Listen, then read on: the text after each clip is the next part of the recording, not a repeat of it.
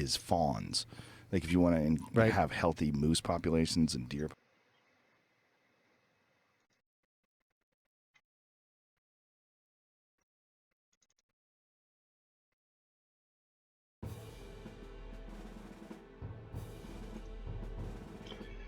Hey guys, what's going on?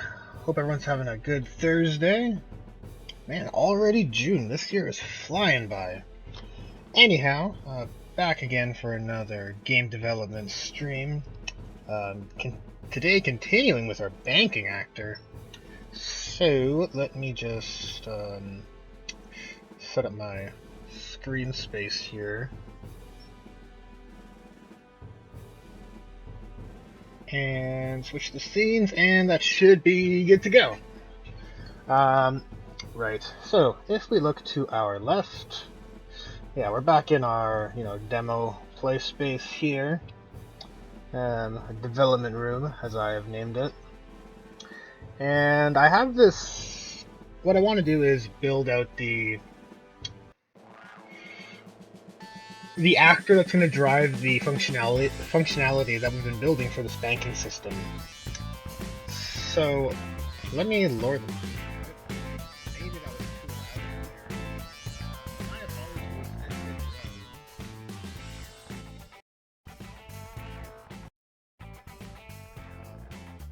But yeah, it looks a lot better in terms of microphone levels. Hopefully it wasn't terrible. Okay, so now that I think we're good to go. So I have a proxy mesh for our bank machine. I'm just gonna drag it into our, my mesh folder here in my project, and just drag and drop that. And I have my default settings should be fine. I'll just import that. And it says no FBX, no smoothing groups were defined, and there's some tangent issues. That's actually okay. This is sort of a proxy mesh that I'm going to replace later. If we drag it out here, oh look, it's there's no back. But you can see the front of the machine here. It's pretty basic, but it should, I quickly modeled it together from the concept art. But this will be the bank machine proxy. So you know what, we'll just stick it right there. You can see it's no big deal that it doesn't have a back, right? Because it's always going to be inserted against a wall or an enclosure, even. Anyhow, so now that we have that imported into our project, let's save it. And what I'm going to do is go to my actors folder and grab my interact tier 1 parent and create a child blueprint for it. Let's call this a_banking machine. I guess bank machine would be fine.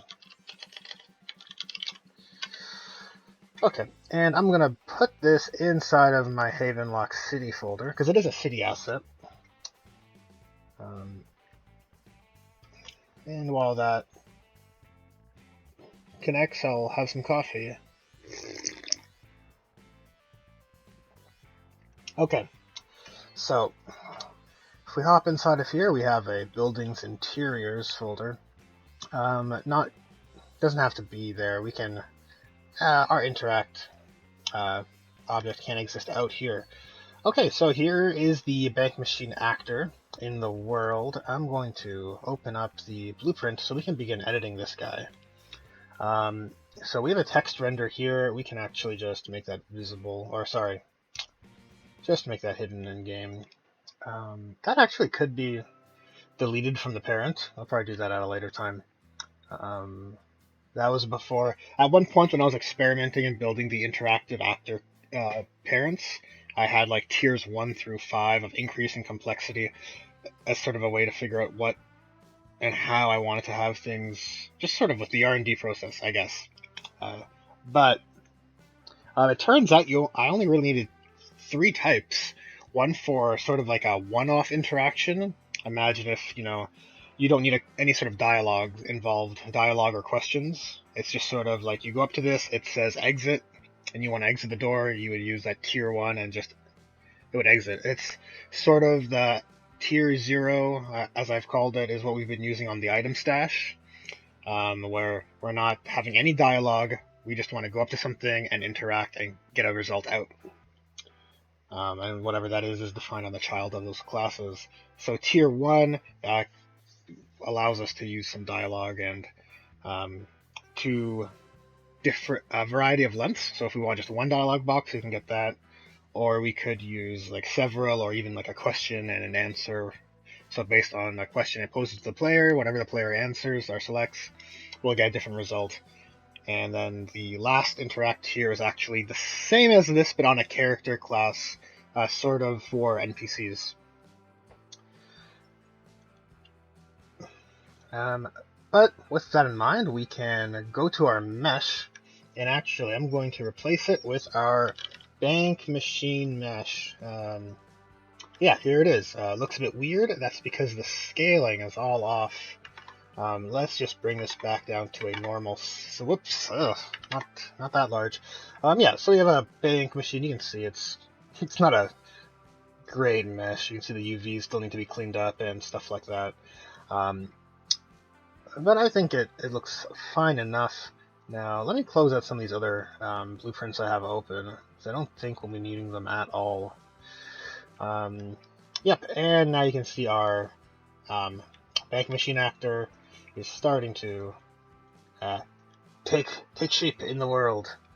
The attention box is an important element of the parent class. It is what the player character has to overlap, basically. Not overlap, but what the player character actually has a slight collision in front of it. I don't want to say a collision, a volume in front of it, and based on if that's overlapping this, is how we determine whether we can interact with an object or not. Hey K-Boom, thanks for tuning to the stream. Hope you're having a good Thursday. Okay, so from here I'm just going to approximately size this out. I don't plan on changing the model of the bank machine too much. So I think this approximate sizing should be more than adequate. Something like this actually looks totally fine. I mean, I guess you could do something like that. In any case, that actually probably is fine for our setup. So now if we go into the event graph, we'll set up our instructions so that we can make this happen. Let's see, how do I want to set this up?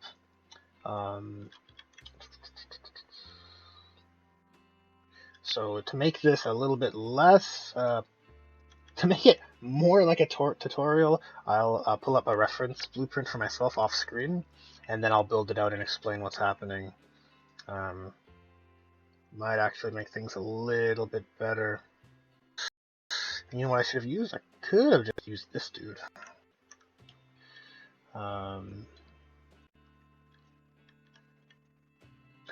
Hold on, let me think about this.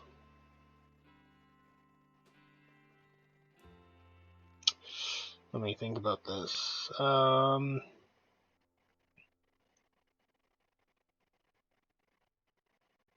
If we go to the actor, or hold on, so back in our game view here, you can see that's basically the parent blueprint already allows us to have the interacting framework built in. But hit B to preview our yeah. So this thing right here, it isn't exactly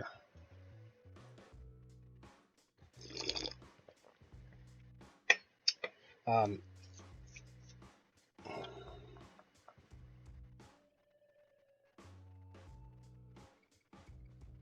no, okay, sorry.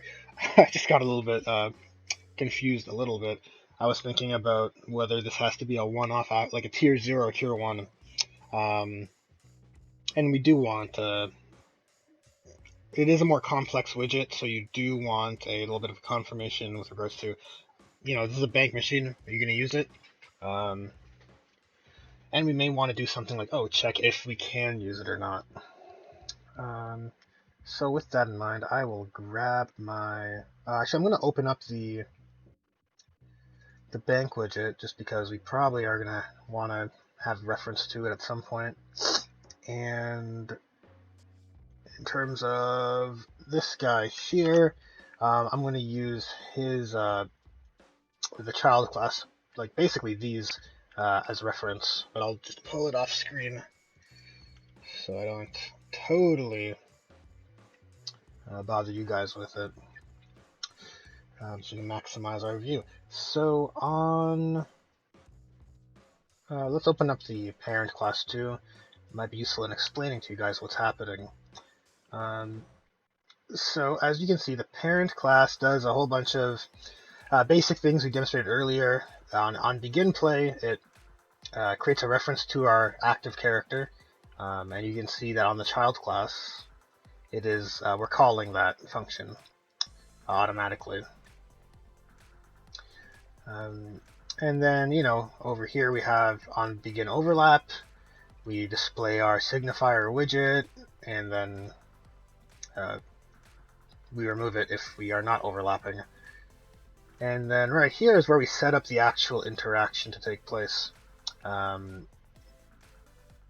Basically, we want to overwrite this interaction, because right now, if we, go to our banking machine and we hit our interact button, you can see on the top left, my print strings that are firing.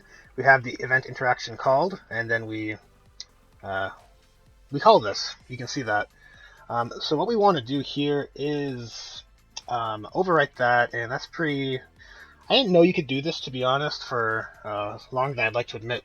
But you can just go over to your functions and override anything that exists on any default functions and any functions you've made on the parent class. So right here we will find we have end interaction, we have our blueprint interface, and here we have interaction. This will now overwrite this.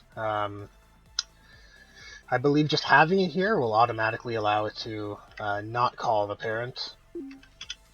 So you can see the parent did not get called. That print string's totally different. And for instance, on the parent, we were ending the interaction, which allowed our character to be the player input to be enabled again. But over here we have no instructions, so let's begin fixing that now. I'm going to grab a comment box and place it over here and use green. If you don't know how to make comment boxes, just hit the C key, and then you can type in whatever you wanted to say, start, and then you can always select your color, and Bob's your uncle, you're good to go. And right here, the next thing I will be doing is setting up several switch on integers. These are just a useful way to segment and break up the function of actors and dialogue trees. The first one we're going to set up, I guess we can set it up over here. Now let's grab out from the selection, and we want to get our actor phase. And by default, this is 0. So the first thing we want to do here is we're going to grab another switch on int, actually. I'll just duplicate it for now. And this is going to actually use our page variable. Now, if you look at the parent, we have all our variables that we're pulling on the child right here. Actor phase, page. The page is literally a dialog page that we can assign using macros and the functions that we will be creating. On the parent class exists this function, or several functions, for dialog setup and destruct. But we're going to be calling these dialog setup as our first action. Dialog setup.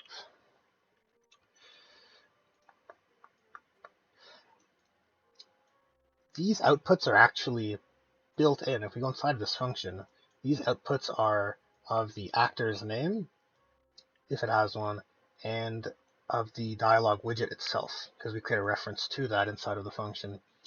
They're only really used when if something's talking to us. So if a dialog box is for a conversation, we would grab the actor's name and the widget reference, and then set that data as for what the actor would be saying. So for a simple example, the police officer makes use of this function. So if we're going to speak to this guy, we use those output pins on the function for the name that says officer on duty, right? So from here, we have a function where we can set the text variable on the dialog widget, which is where those are used right now. The vending machine is not a character; it's talking to you. The dialog box is more used, it's more speaking to the player, saying things like, "Hey, this is a bank machine. Do you want to use it?" So we won't actually be pulling any further functions out of here. But the next item we want to add here is probably our dialog reference.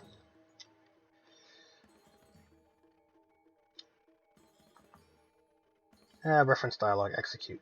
Yep, so this here is a simple function that I actually use as a macro, but keeping it saved as a function is the easiest way that I've figured out. If you guys know a better way to set this up, please leave me a comment, but I'll share with you guys what I've sort of come up with. So we can right click on our function and expand the node. And when we do so, it goes down here for some reason. That's fine. And all I want to do immediately is collapse it to a macro. So now this is a macro that exists on our child class, and we're going to make great use of it.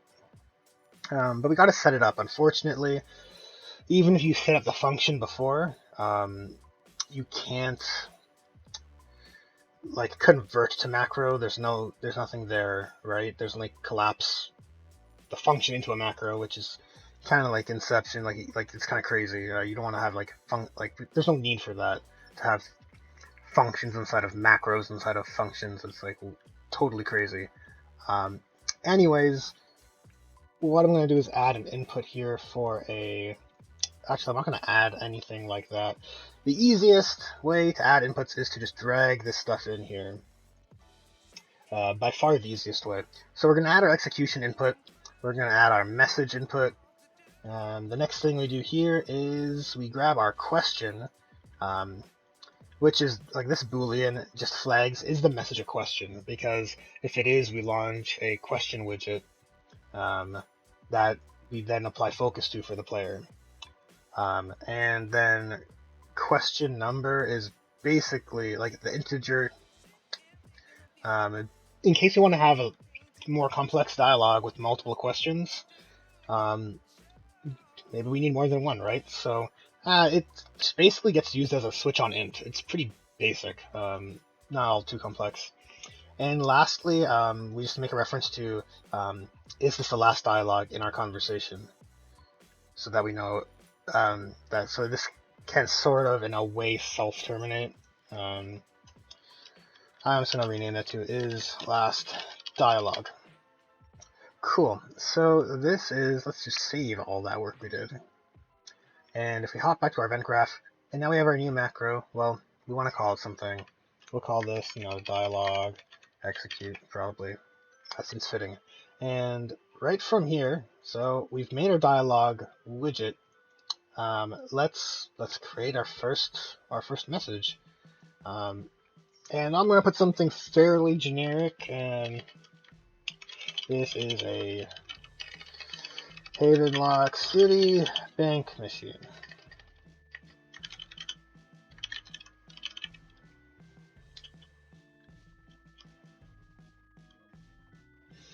And then I'll probably make another page, right?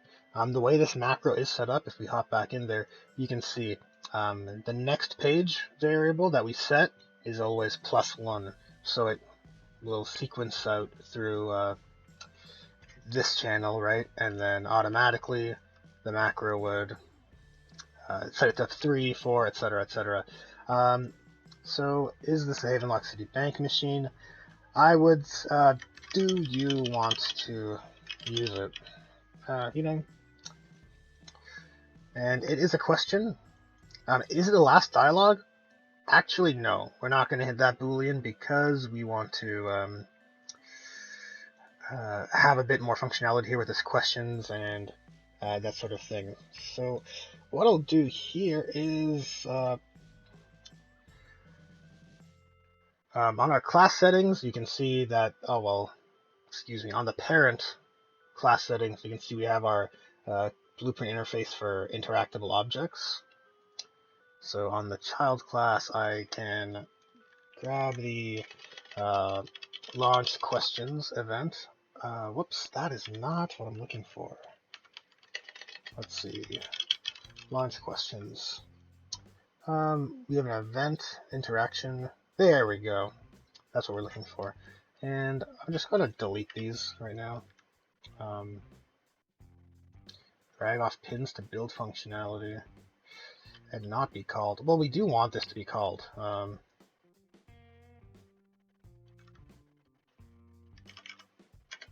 I do want I want that to be called. Okay, so I'll call this questions. Maybe launch questions. And I'm going to color code this blue-ish, I guess. And I'll just align this up here. Depending how crazy these trees get, there may not be space. I may have to shift it over somewhere else. But basically, as soon as, how can I say this? Let's print string, just to double check this is working before we program this off of this event. And I'll call this questions. Right, so that should be called during this part of the dialogue. So let's compile and head on over to our bank machine, and yeah, we can interact with it. This is a Havenlock City bank machine. Do you want to use it? And then asks me twice, which is super weird. Oh, you know what? I'm not playing in viewport. Not that that's the issue. It's just that I would like to debug and make sure that this is firing. So I'm going to grab this dude temporarily, move it off here, and play in viewport. And let's see why it's happening. Do you want to use it? Okay, yeah, our questions print string is firing, so that is being called. However,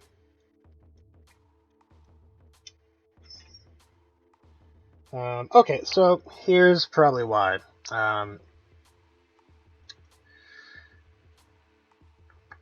We need to actually set our actor phase. Basically, as soon as we that's a weird word. As soon as this is flagged as a question, whatever this dialogue is, we want to set the actor phase to 1, just signifying that, hey,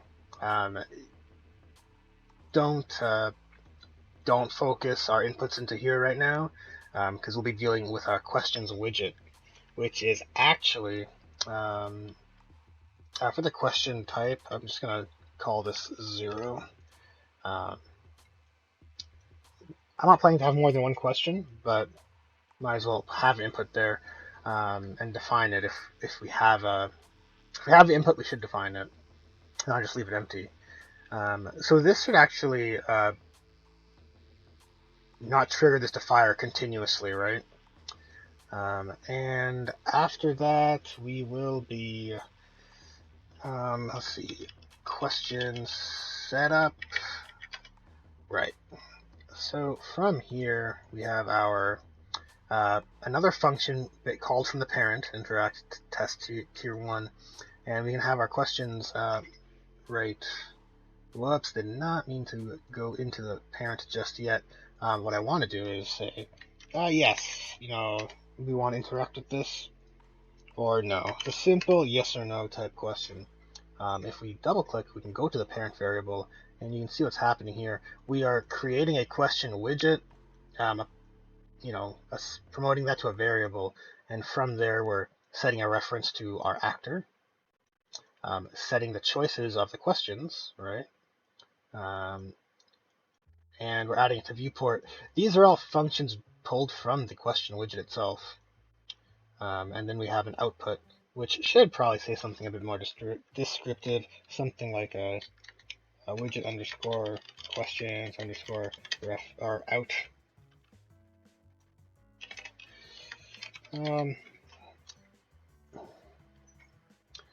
Okay, and back on our child character.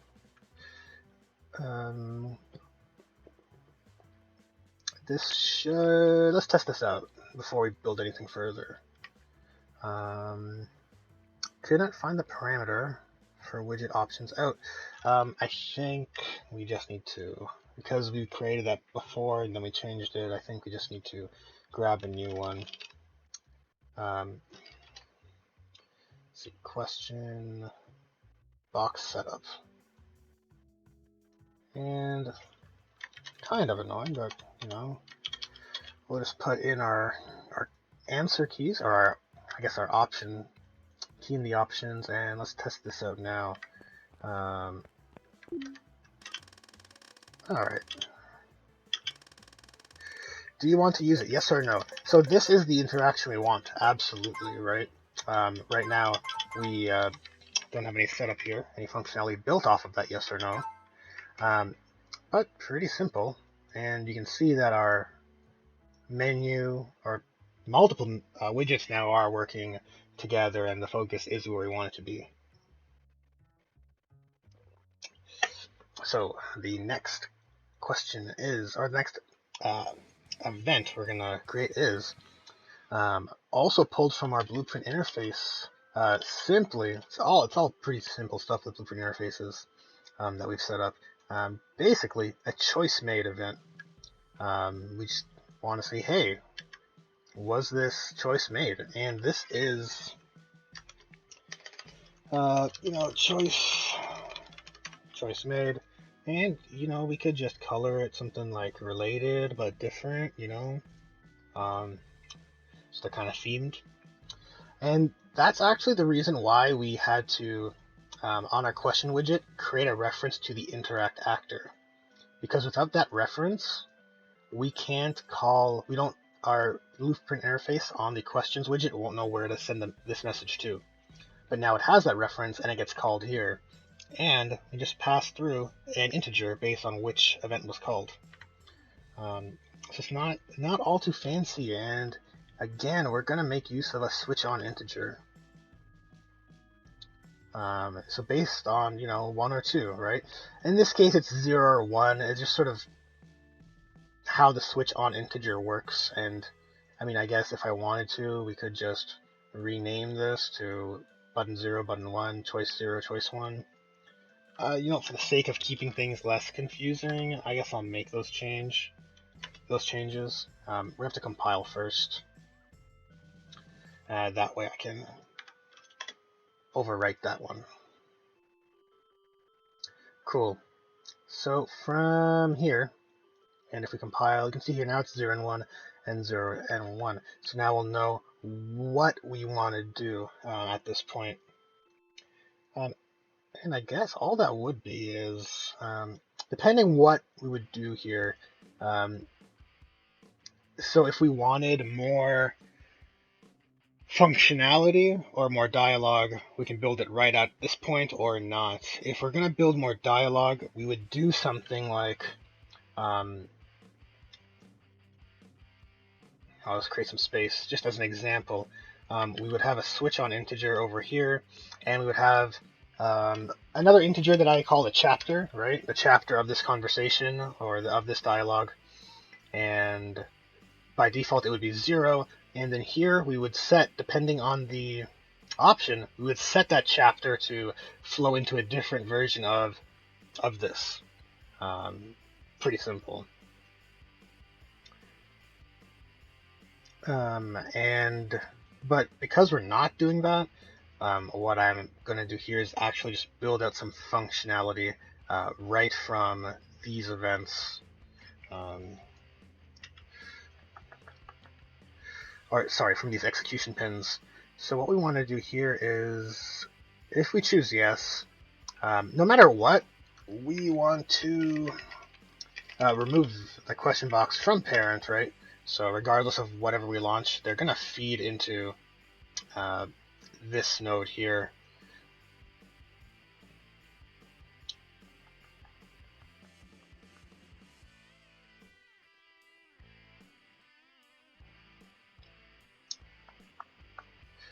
We can probably add another pin as well, and we can call our end interaction event and this event here is actually on our parent. If we go to the event graph, we can actually see it, and it's right here. And basically, it zeroes out all of our integers for the conversation flow or the dialogue flow, and then this dialog box destruct event is just a remove these both from viewport, or put the signifier back on the viewport, remove the dialog from viewport, turn off interaction, set the page to 0 a second time. That's kind of overkill. We don't need that. But we unfreeze the player, and these two are what's really important, because we have a on the event graph we lock those in.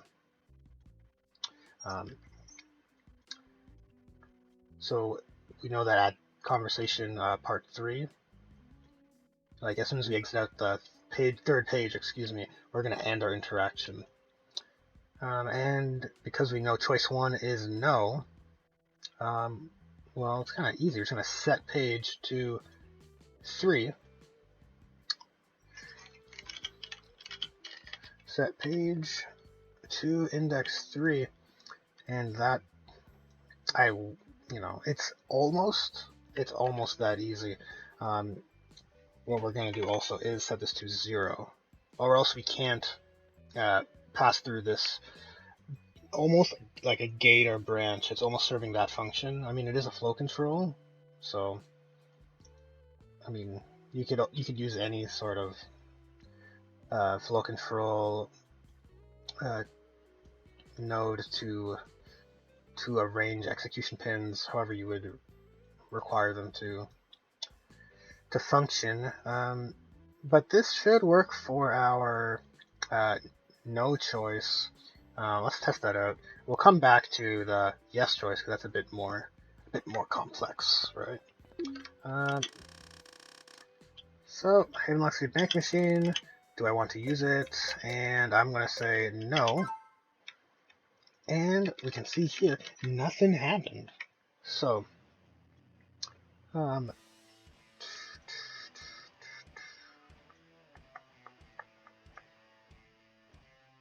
choice 1 is no, choice...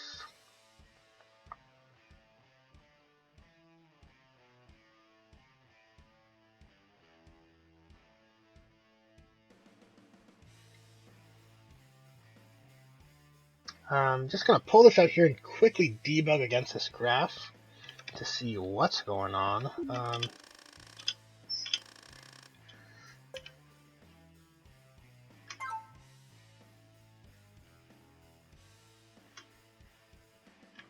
Okay, so it works. Let's look at the graph. The pins are all firing the way they're supposed to.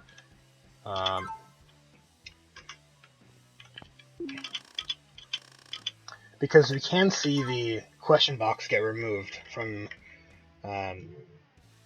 We can see this get fired through the choice, and we remove this from parent. I suppose a simple workaround for this would just be to execute right in, which actually, looking at my example here, actually, you know what, I forgot to route that through. So now, when we come through here, do I want to use it? No. Yeah, I don't want to use it. I'm good. Maybe I do now, and then you can come back and you have your dialogue. So, that works just fine. So, the more complex part. Let's see, how do we want to work this through? I'm going to grab my... I'm just going to make a bit more space. In my parent class, I set up a debug for the bank actor using the B key. Where is it? Not save game, not day advance. Where are all my shortcuts?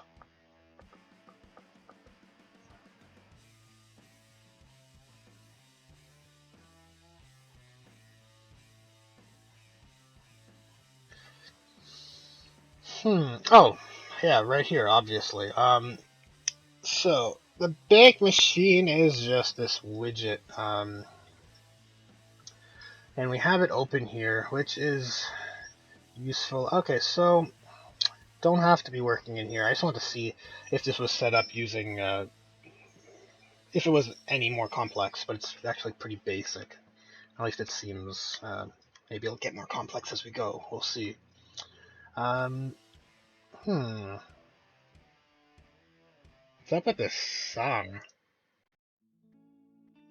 Okay. Now.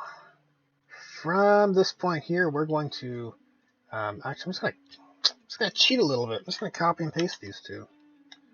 I want to paste it here. Basically, if we choose yes, we want to add this to viewport. And,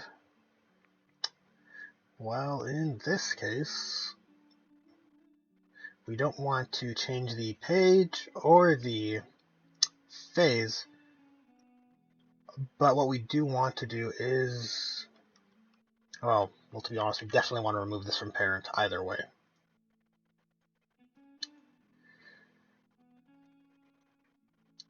And then what we want to do is, I think we want to set visibility on our dialog widget.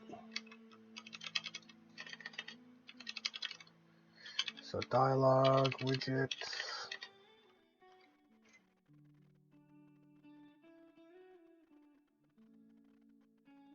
We're going to get it, and we're going to set visibility to hidden.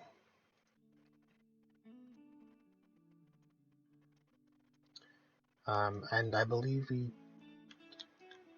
well, for the sake of keeping our logic kind of clear, let's just move it to the start. Excuse me.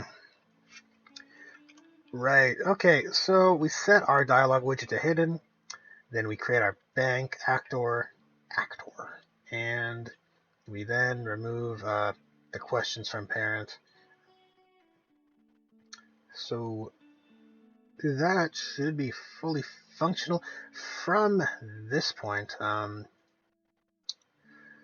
what we probably want to be doing now is on our bank widget, we want to be able to, fine, you know what? We came through here, awesome. Our bank widget is now going to open.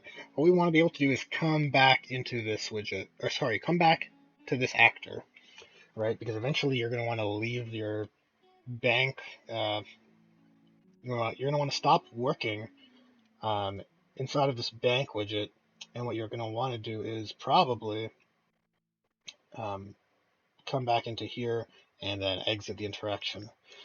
We could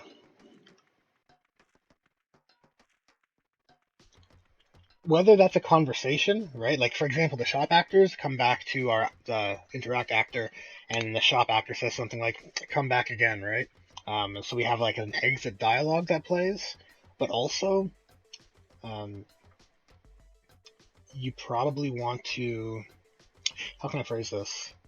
I mean, no matter which way, if you're going to have dialogue after or if you're not, you need to come back with a reference to this actor and fire that end interaction event right here. Or else your character is going to be basically frozen in place, like not receiving input from the controller. I guess that's the easiest way for me to explain it. And you know what? We don't even have to hide this. Just thinking about it, we can just kill this actor. Or sorry, this. I'm making things more confusing with my speech. We don't need to hide the dialogue widget, excuse me. We can actually just outright end the dialogue, because it's no longer necessary. We're opening up a new widget that needs reference to the actor, this actor. So the simplest way to do that would be to, on construct, we'll set that variable right here. Or sorry, not right here, but maybe like underneath or something. So inside of our bank widget, I'm just going to go to the graph over here, and we're going to create a new variable. So you see we have references to the main character, the references to the game instance, right? What we want to have another reference to is, let's add a new variable, Boolean by default. We'll call this the actor reference, right? Like what? Or I guess you could say actor owner. Like basically what actors this widget in reference to. And of the type, we're actually going to get the actor type. So we type in actor, I guess under object types, and you get a reference. So now any actor can be set in this position. So we probably don't want any actor, because we want to pull specific functionality out of here. If we think about it, the actor type we want is this, the parent, interact test 1, because, again, we want to call this event, the end interaction. So if we hop over to our bank widget, and yeah, changing this here, I'll just search for some of the general actor type. We want my interact test tier 1, that's our type.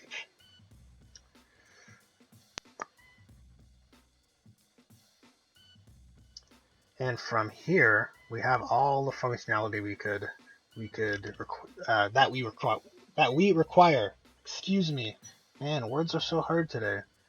Anyhow, once we have our bank widget and we add it to viewport, immediately we want to set that actor reference. And not doing anything fancy here, we're just going to drag a pin out and type self. And that will definitely work because this is a child class of that parent. So we'll compile. This shouldn't have any issues. It doesn't. And this is I hate these wires going everywhere. We'll just move this here. It's fine. Actually, this could go into there as well. So just kill both of those, I believe. I don't think you need 2 of them. I think that's fine. I don't think Unreal is going to have any issues killing both of those widgets.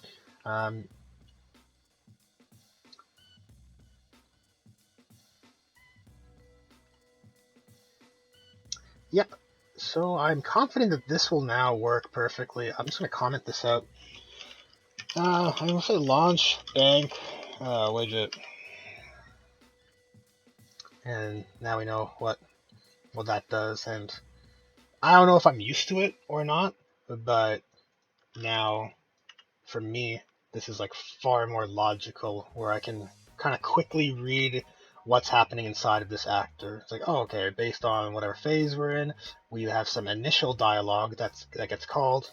It calls a question, and that executes this, and interacting with our question box executes this. And subsequent story or chapters would kind of stack downwards. I mean, we could move this over, make it prettier, I guess. So that's fine. It will compile. This should be fully functional. The only thing I want to add here is some way for us to exit this this widget. This widget being our bank interacting, like our bank view screen. If we look at our character, our main parent, previously I was using a flip-flop and just toggling the remove from parent. Well, I'm not going to cheat. And if I tried to use this anyways, it would just create a new one. So, inside of our widget bank, we actually just want to get an input for, you can see here we have our confirm inputs, our focused left and right, which actually should be upgraded a little bit because we've changed the design of the actor. If you remember on Tuesday's stream, we changed the design of the widget. Where those options are kind of going to be vertical, and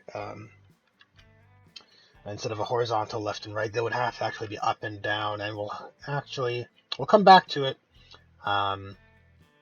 making all this tie together. But the first thing I like to do when setting up a widget that has to work with an actor is we want to be able to set the ability to leave, exit that actor. So, we got a little bit of space right here, so I'm tempted to just set that up. We have toggle input, which works here, and okay, so here's what we're gonna do. This is kind of incorrect now after we made those changes on Tuesday, but we're gonna fix it up a little bit. And I don't mean it's incorrect in the sense that it won't work. It's just that we changed the hierarchy of the layers of this widget's interaction, right? Whereas before we were just like, if you look through here, the start phase is just one item we're checking for, which is, is a confirm button pressed? We don't need that kind of initiate anymore because, well, we already are in the menu. You don't need to press space again. But anyways, you'll see what I'm talking about. We're gonna just make this red for, exiting, and we'll definitely change the comment text to say,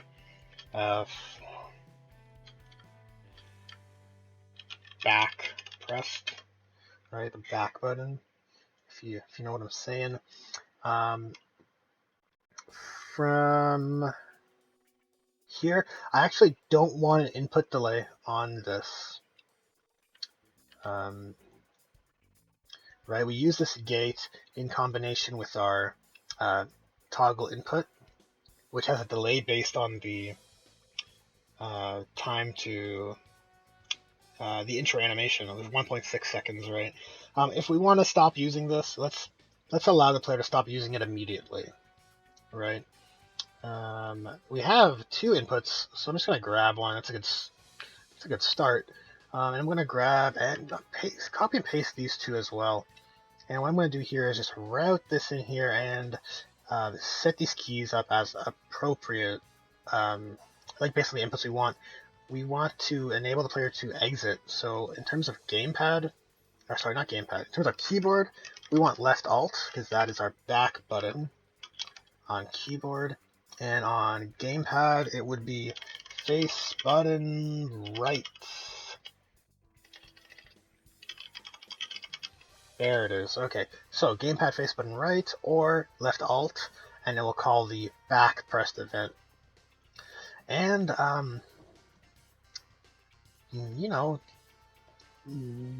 we don't really have to do all too much here. This could get more complex, like based on the widget phase, right? Similar to how the actor phase worked in layers, widgets, the dialogue works in phases or pages, I guess you could say. Widgets are working in a similarly structure where you have to work through the different layers of functions.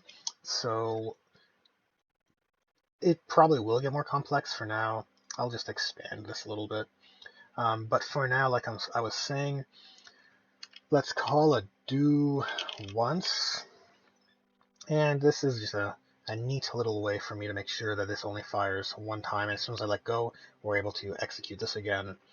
So you can't hold back and just kill through your whole menu if you had like a hierarchy, several phases. Let's say, each of these are basically a phase. If you had several and you always use the back button to go up to the last one, holding the do once would prevent you from like zipping through all of these until you eventually exit. But in this case, that's what we want to do. We want to remove this widget from parent. Remove from parent, right? So we're going to kill this widget. But first, before we kill this widget and potentially lose any functionality that it holds, we want to get our actor reference and call end interaction, right? So this is why we set up that that reference to self. If you remember back here, back over in the bank machine, we set a reference to self, and that's how we're going to influence this exact actor in the world, right? So I want to say now, we should be good to test this out. Using my controller, my plug-in for the gamepad isn't on right now, so I'm just going to use the D-pad for now. But we know left alt is supposed to work, so it's not that big of a deal.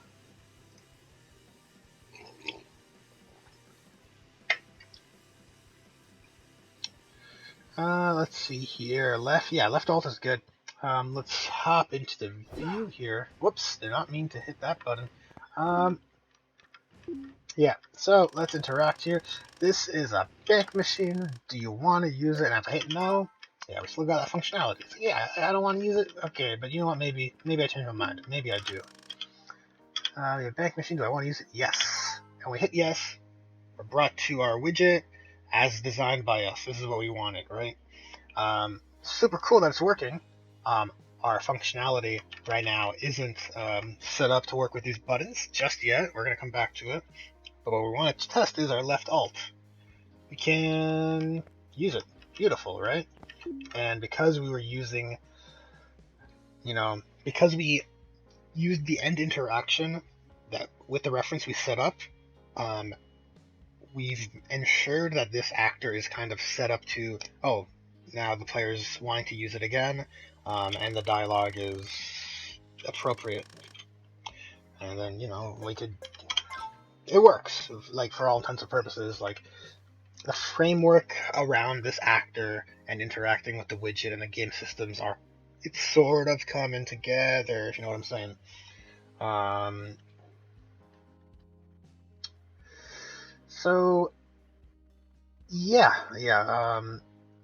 want to say, of course, this, it's the parent, excuse me. If we look at the viewport, obviously this is not a final mesh. Like, I got some janky UVs everywhere, and what's happening inside of there? Ugh. But hey, it's just a placeholder bank machine, right? Excuse me. And we'd probably use like a screenshot even, and if the resolution isn't too bad, we could even put that in there so it kind of looks like what our widget looks like. It could be kind of cool. But we're not really gonna worry about the visual aesthetics of these like a mesh right now. What we can do, however, is get back to working with our... Sorry, I'm all over the place. What I was saying was, this pretty much closes the setup of the actor. Like, this actor now is fully functional. We can interact with it, have a few lines of dialogue, gives us a question that we're able to, have multiple choices offered to us. We can select from those choices and get different interactions or different executions from those choices, and also switch focus to a different widget that is able to communicate back and say, hey, we're done working with this actor, end the interaction, right?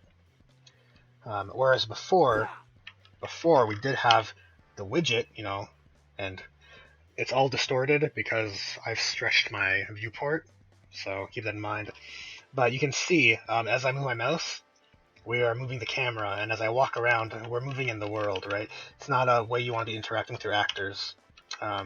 What's way better is what we've built today. So, like I was saying, that closes the setting up of the actor. But, we have a little bit more work to do. We want to make sure this works with our new buttons here, if you know what I'm talking about.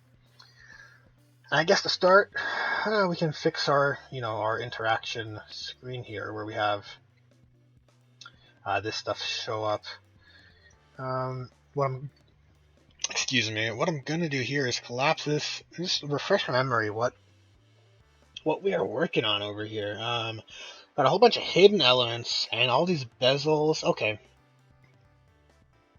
Yeah, I was trying to do a thing here with this. Those are aesthetic, though we can do that at the end.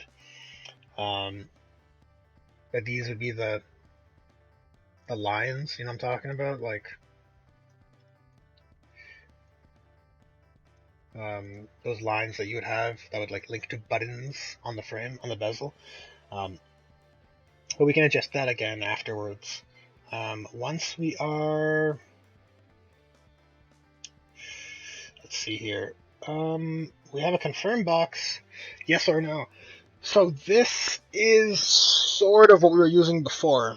If I recall correctly, in the graph, if confirm was pressed, we, set the widget to phase 2, which would, confirm our deposit. And we would make that confirm box visible. Yeah, that's what I thought. So we kind of don't want to do that. Back in the designer, and I'm going to close this because, like I said, I think we're done working with it. And probably this guy too. Actually, I'll delete and compile that. We're not debugging with that anymore. I get carried away with setting up these hotkeys while I work. And sometimes after I'm done working with them, I don't delete them. But I mean, they're just so useful. If I want to demonstrate, like, gaining XP and leveling up and things like that, it's like super quick way to test your functionality. Anyhow, looking at our bank widget, I kind of want this to be down here, more or less. But I mean, this is sort of our, our context-sensitive menu, and we would have a section down here for like text. Yeah, so we have some hidden elements that are mucking up our beautiful green user interface. We're going to delete that. We don't need it anymore. Turns out we don't need it. Deposit mallet, kind of need it, but again, we're going to replace a functionality here. So I'm going to say we don't need it. I'll delete it for now. It's going to throw some errors at me once we compile. One thing I do want to set up is, let's collapse all of these many elements. Why everything has to open is beyond me.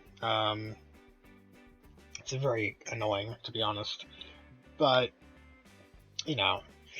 can't expect to live in a perfect world, I guess.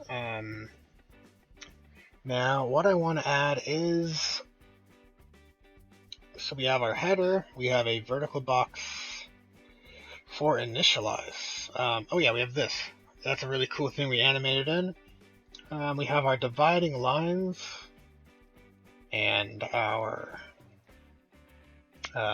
background solid. Money info is here now. Play data is here. That's fine. I like keeping this outside of the widget. This is your character's wallet. And it should be consistent in its display. Just from like a player logic and widget language perspective, we want to keep that consistent.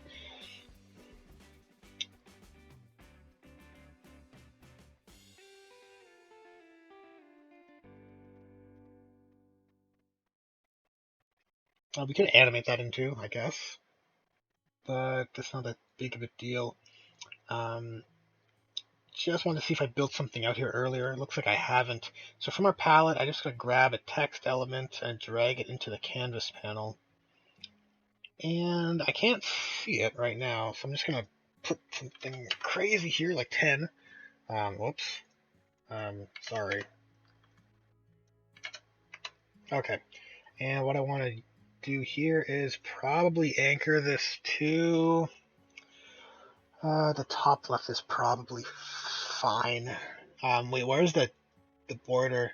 Yeah, the border's anchored to the top left, so we'll keep this anchored to the same relative position. And we'll just shift it over. And yeah, stick this right here. So this is where I want our messages to the player, right? So this could text block context message. Yeah, I think that's fine. Actually going to unbold it. Whoa, what are we doing here? In appearance, I want to set this to regular, and I think maybe 32 would look a little bit better. So it's a lot of elements, all visible and confusing. If we look at our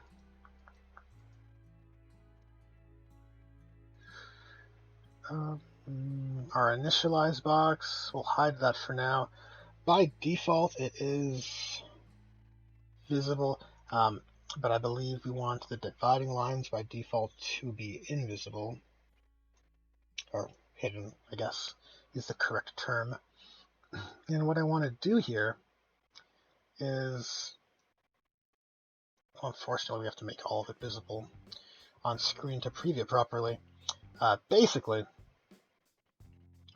at the 0 mark,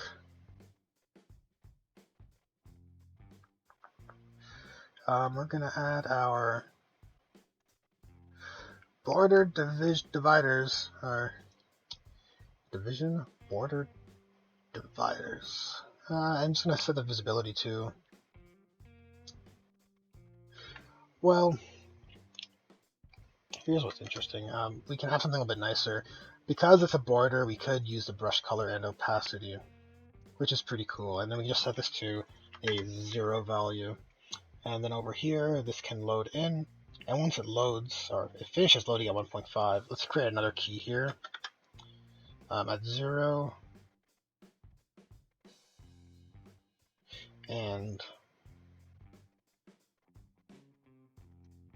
well, to be honest, that could move over here. And then from here and up, we would set that visibility to 1. So it kind of just like fades into existence with all the other elements, right?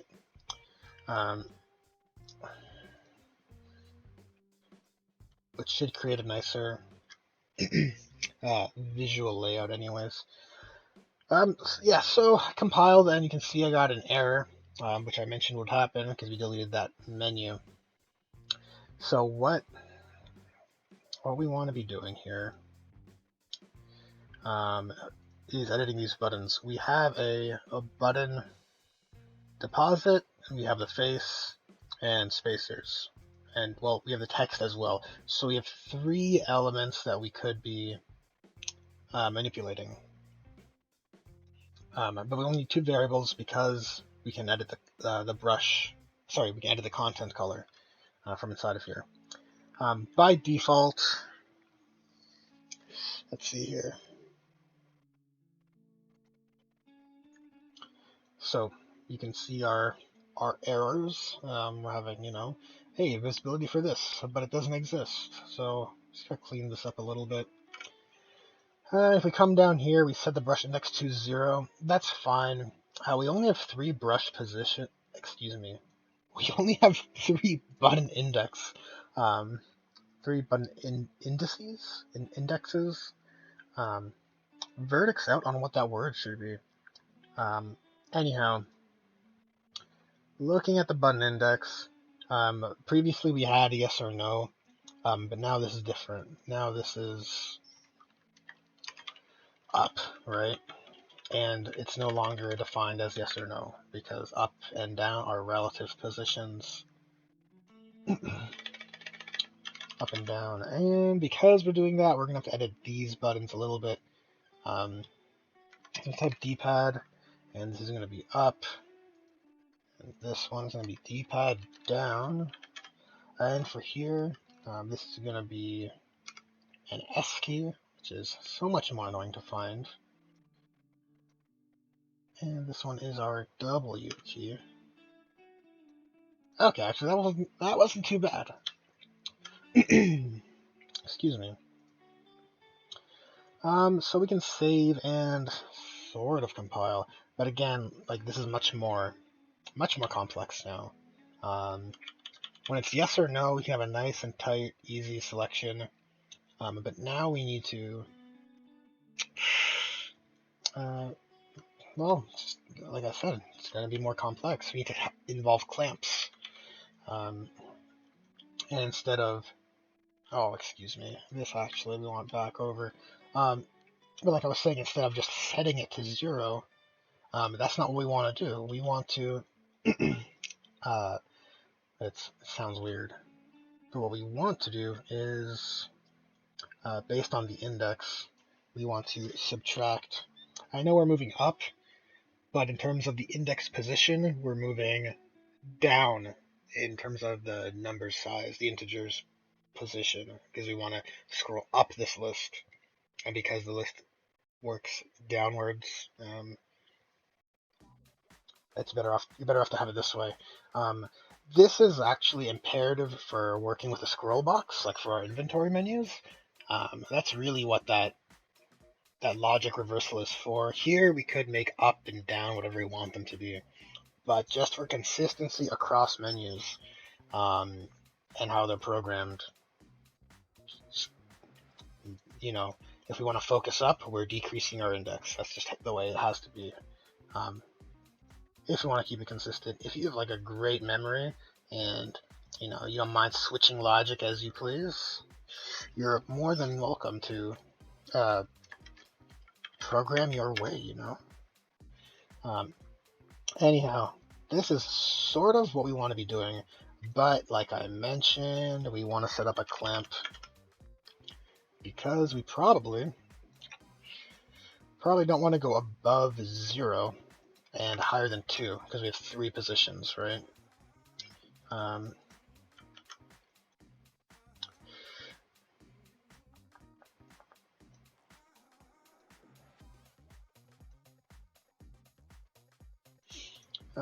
Yeah, kind of makes sense. And here we are checking if this is equal to 2 or equal to 0, or sorry, equal to 0 or equal to 2. Basically, that's kind of the same, that check that plays our error sound effects. And lastly, we need to change focused button state. So here, it's going to be a little bit more complex again. What we want to be doing is grabbing, let's see here, there's a lot of images that we don't really need to define. That shouldn't be variables, to be honest. I'm assuming they're all these border colors. Just want to clean up our menu a little bit. None of these need to be variables.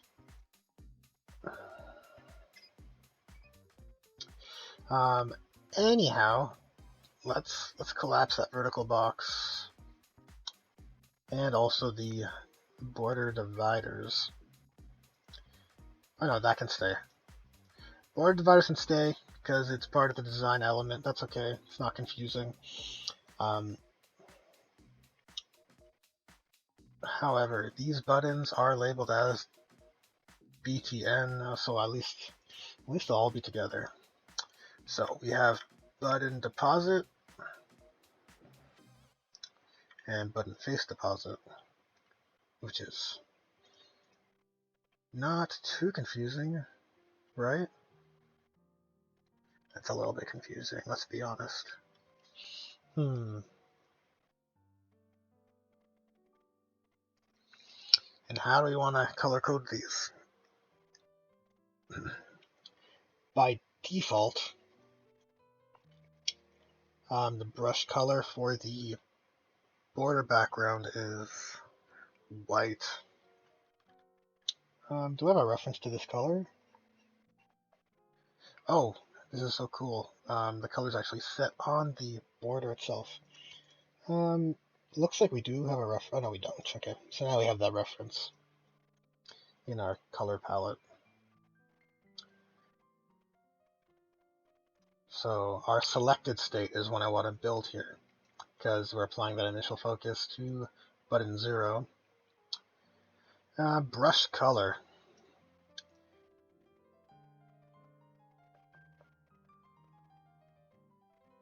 For brush color, I think we're going to leave the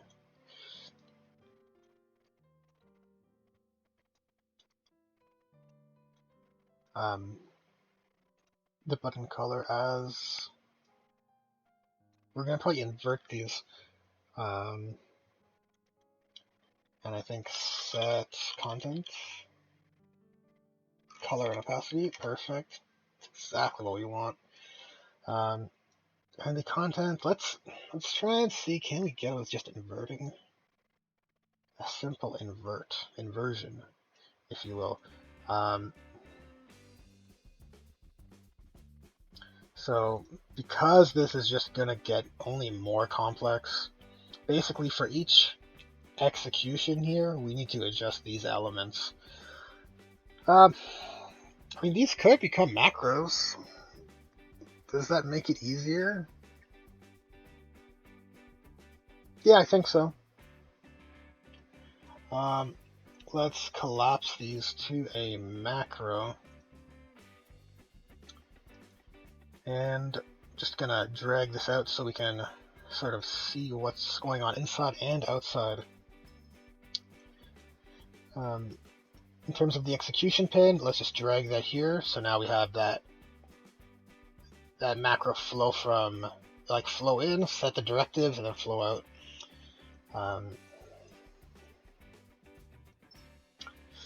And in terms of our inputs here, we could have another input, and instead of a boolean, let's use button state. I created an enumerator a while ago that would basically, if you look at it here, it allows us to say, hey, is this neutral, is it hovered, or is it pressed? And from here, we should be able to make a great use of that using a select inside of this macro. So I'll dock this in here because I think I don't need to see anything else. We do want to provide proper labels here. So this is the button reference. This is the button face, and, well, to be honest, we don't need a third one. That input is going to be shared. Yeah,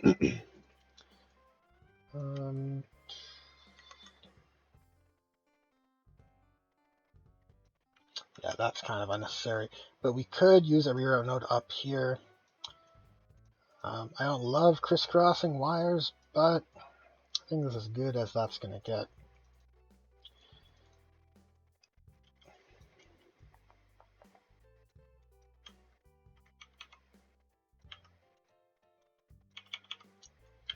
So, yeah, this is looking pretty neat, actually, in retrospect.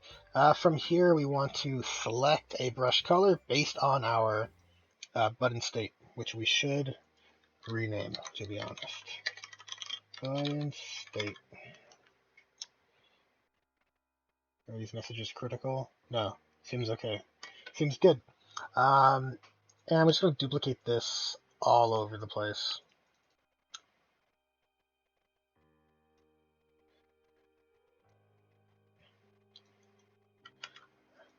So what this macro is basically doing is allowing us to set a theme with a series of directives, or using a series of directives based on the selected enumerator to apply a theme.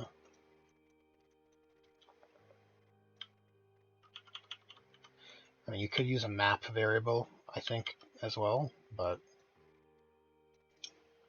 I'm not sure if one way would be better than the other in this case.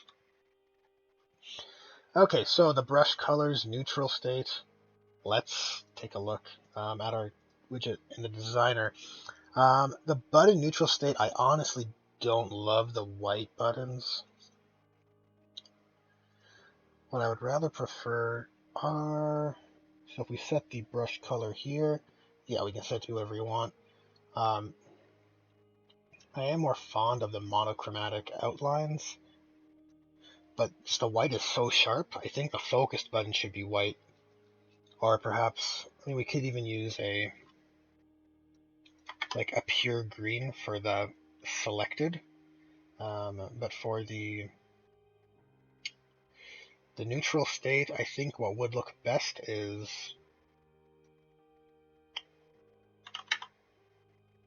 maybe a 0.3 in terms of a pure green value. I think that's pretty cool. So hop back over to our macro here, and we will set the neutral value of the button face to be a pure green with an alpha of 0.33. On hovered, and I guess on pressed, well, not I guess, we'll make it something like, well, we'll work across first. The brush color for neutral would be, I think as is fine. Maybe not, maybe we want to shift it up a bit.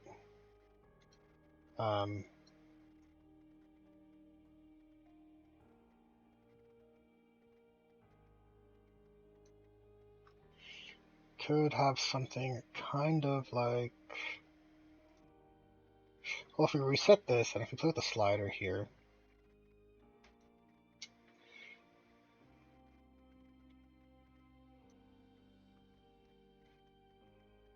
uh, 0.5, 0.1,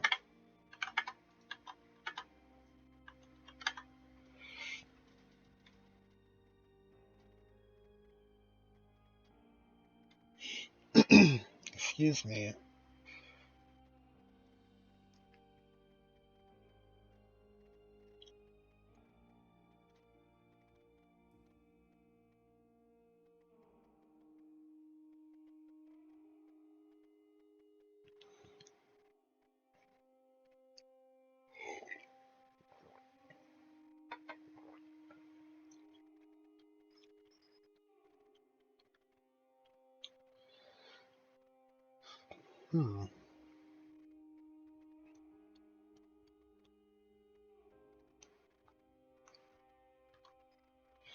I'll just grab a reference to these. Sorry, just thinking about a whole bunch of other stuff.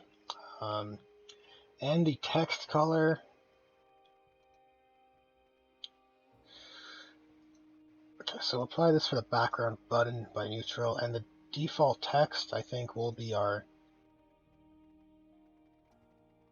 bright color. You know what? We can probably use that white. I don't think it's bad at all. But we'll just keep it at a...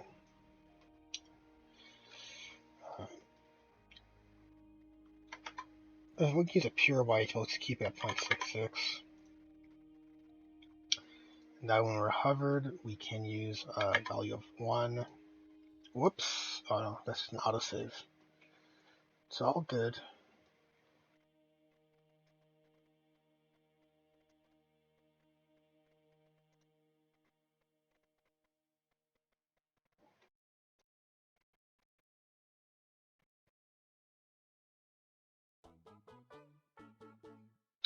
And from here we'll grab our 0 to 1 value. We could, again, use point.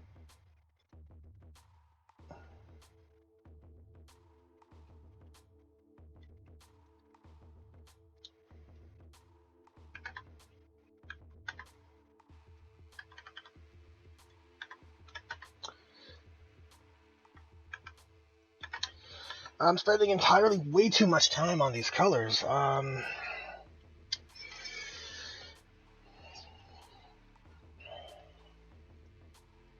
What I want for the press state is a darker color, just to sort of contrast. Or sorry, not a dark color, the most intense version of that selected border, which is what this is. 0.66, oh, not 66, 0.66. That should be better. And then in terms of hovered, we want this to definitely be brighter.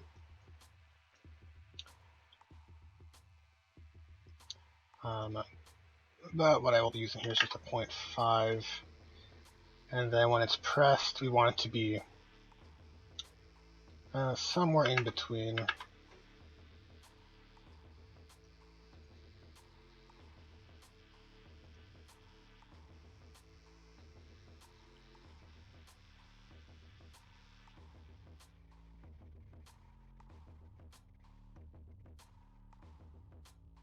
Actually, we'll play with the hovered and pressed states, where we'll use like an inversion. I think that'll look...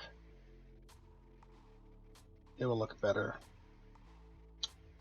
So when this is hovered,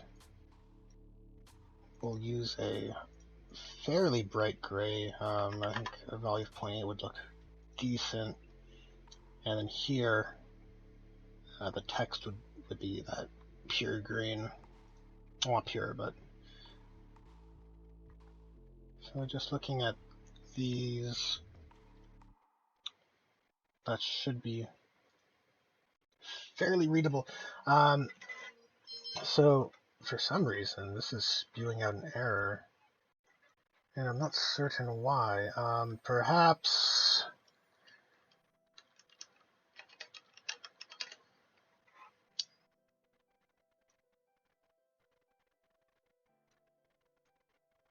that's really bizarre. I'll quickly reinitialize these, or sorry, reapply them. And okay, there we go. And if we compile, there should be no more errors, right? Okay, so maybe I should read. Accent border green could not be found. If we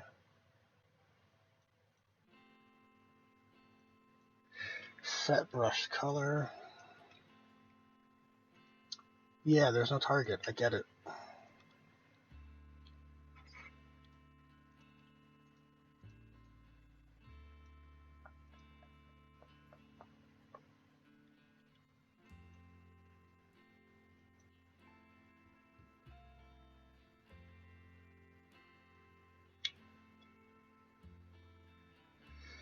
This is inside of the initialize function. We have to clean that up. Somewhere here in our begin play, here, initialize design, in this collapsed graph, yeah, we don't have, unfortunately, don't have a border accent block.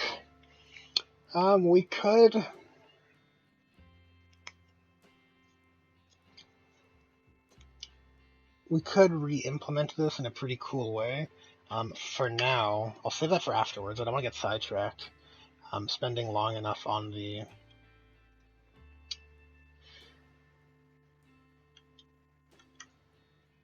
I'm just setting up colors as it is. But just based on this, let's just compile. That should be fine to exist, right? You don't have any issues? No, you're good. Okay, over here we have border get confirmation box, where we reapply the visibility and set the widget face to 0. We probably might have to move that here, but we can delete that. And index is not a valid enumerant of button state.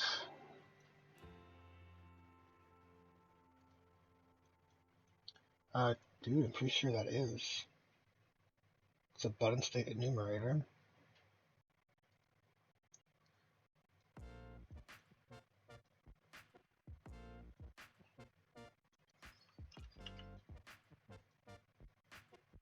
Okay, and if we pull this out and we compile, it's fine. I guess it just had to be refreshed because we changed some defaults, which is fine. So what's cool about this is that we have our button and we have our button face. And we would execute it like so. We can duplicate this more, and we also get, hold on, oh yeah, deposits on top. That's cool. We just set these up exactly how we want them to be. So you withdraw, and we get button face withdraw. Right, and if you guessed that we're doing the same for history, you would be correct. I'm just going to hook that up here and drag these buttons and to replace them.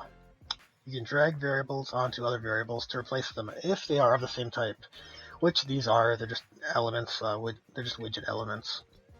And we have button face history and button history.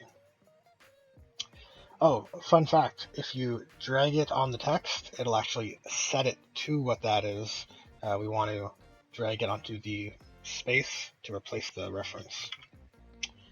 Yeah, and this is a much cleaner way and much more compact setup. So we could actually just duplicate this 3 times, and now we actually get a pretty nifty way to set these states.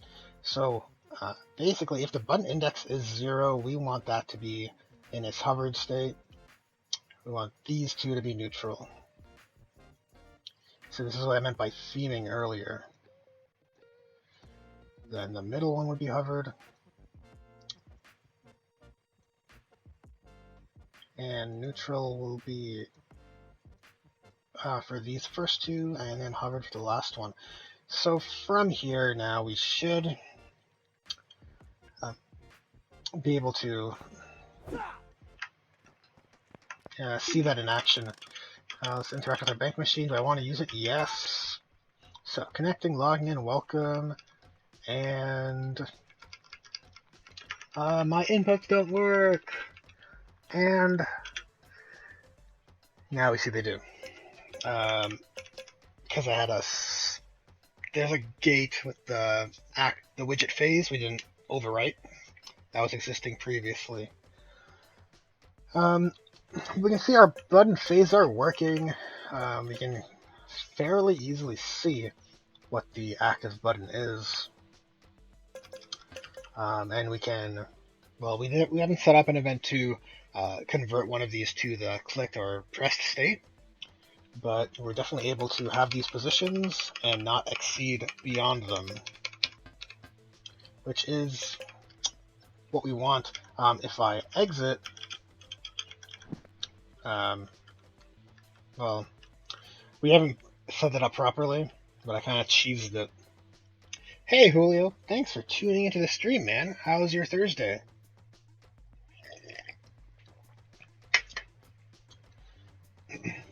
So, what I want to check was the animation. Do I want to use it? I say yes. We load it in here, and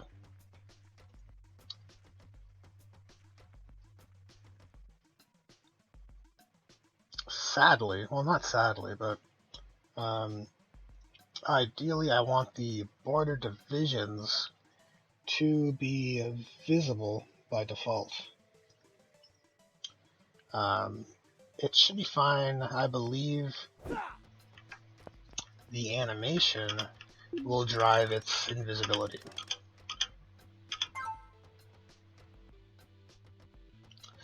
Cool. Yeah, it works in terms of its effect. Anyways, while wearing a tie, you have a meeting? You have a fancy business meeting?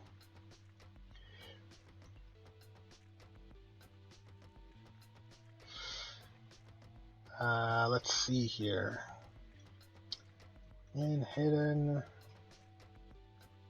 So, this entire sequence here, I'm just going to put a comment here for reference. This is animation element visibility.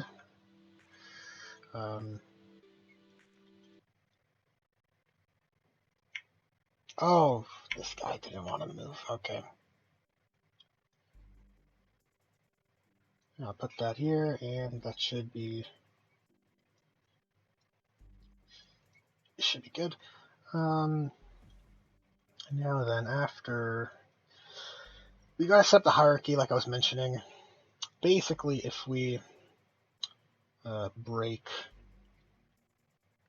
these links, so let's go back to this here. Well, why is my Unreal so slow? I want to save. I'm getting scared. I'm super scared.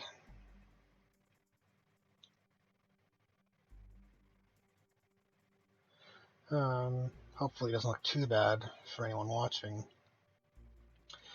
Right, so right from the get-go, do you want to apply reduced quality settings? Sure, Unreal. Not really sure what's going on, or as to why this is so slow.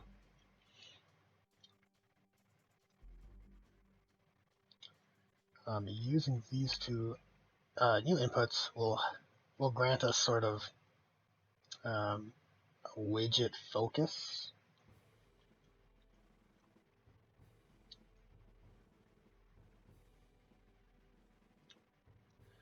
So start is not a good descriptor. We know it's 0. So sorry, not O. Well, phase 0, and I'm going to pretty much just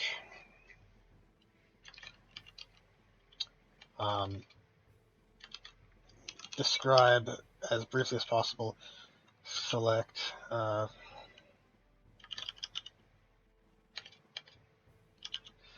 button. That's what we're doing here. Once we do select a button, what we end up doing is calling phase 1, and it's a little more different, a little bit more complex rather than what we see here.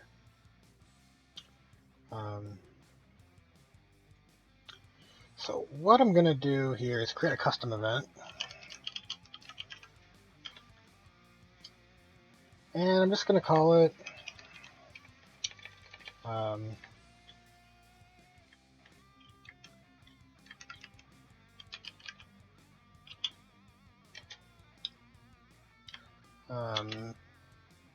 probably reset index.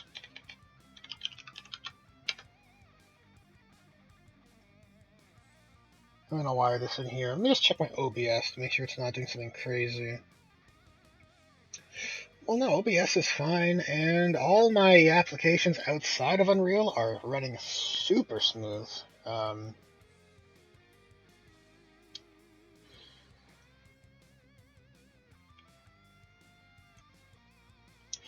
Yeah, so like I was saying, we have this confirmation function set up here, and we were checking, based on what we're pressing, maybe we want to branch here based off of the index. However, this guy, we're just going to move this out here. This is our deposit function. Just going to move it, disconnect it out for now. And we're going to basically layer this out so to be more clear. So if confirmed is pressed, that's going to what happens here is heavily going to rely on the button index that we're working with. There's going to be 3 options, right?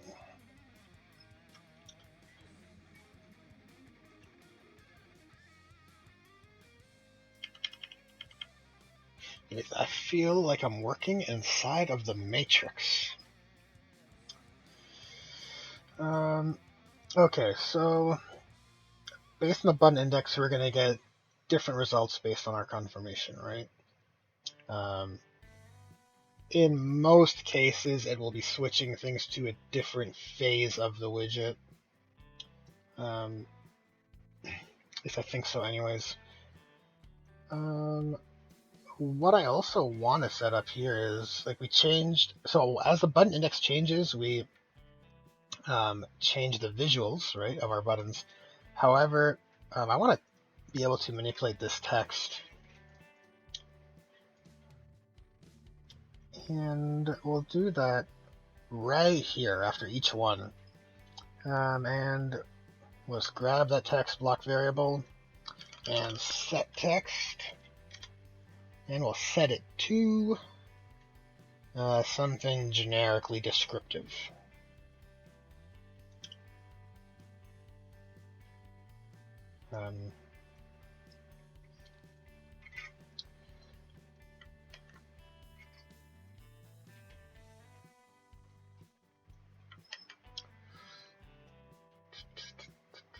And we'll just hook it up so these fire as they should.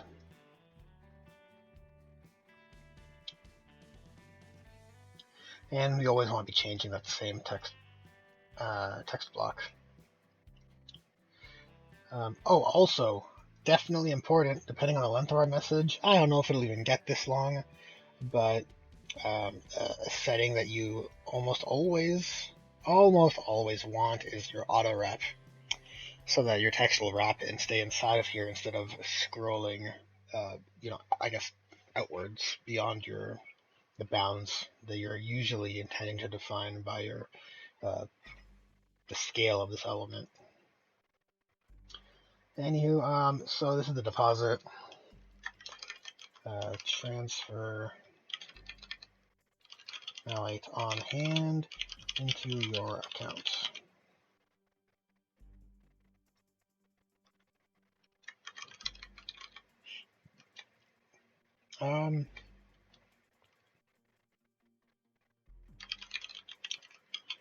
Transfer malate from your account into your wallet.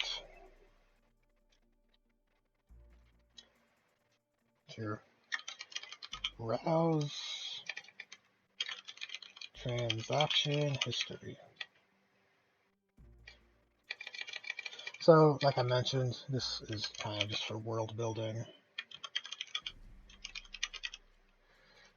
I'm not planning to track the way you're spending money in the game. I mean, that's something GTA 5 does do, which is kind of impressive. It's an impressive detail. Makes it feel really like a real functional world. Those kinds of details. But I don't think we need to go to those levels. I mean, that is Grand Theft Auto 5, one of the biggest games ever made.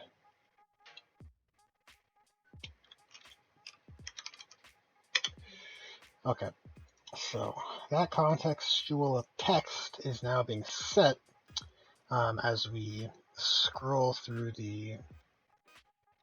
as we pan through the different menu options. Now, I think, well, to be honest, I probably just want to grab these and move them up. Where are we? Right here, to be honest. Our confirm press, right? Didn't think it would post there.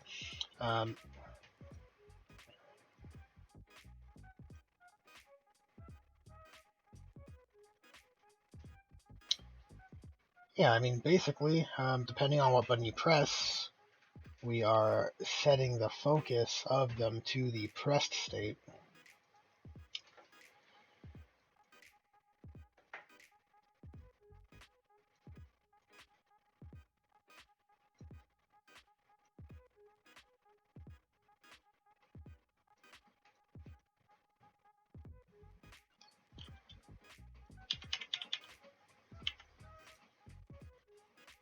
And after we set those as they should be adjusted, we would change our widget phase.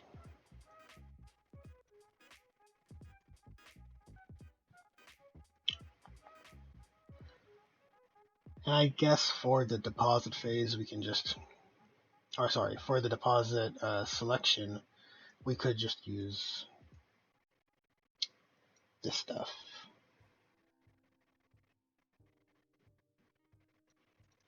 But again, horizontal box, diffuse, or sorry, not diffuse.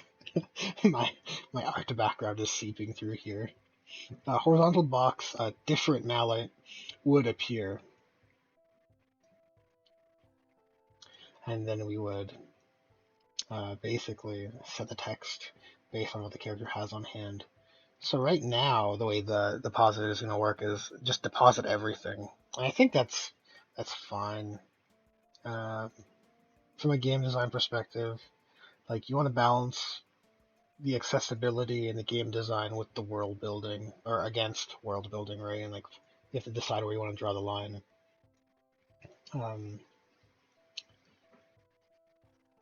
And I think the choice to be able to deposit things in like different increments is kind of unnecessary.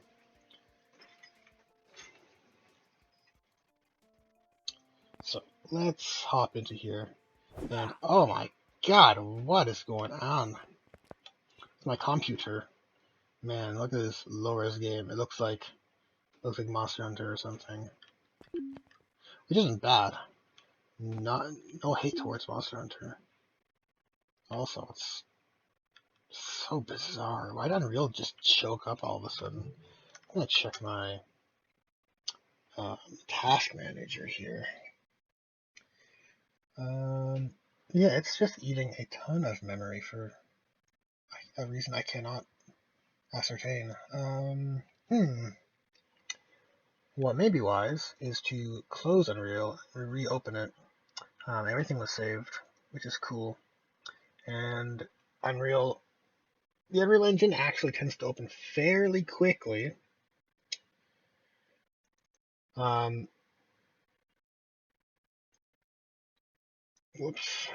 Fairly quickly when you've already opened it once before.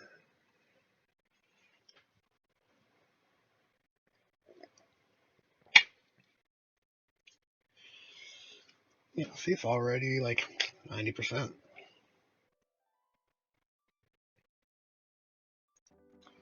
Okay, so this is looking nice as a good indicator.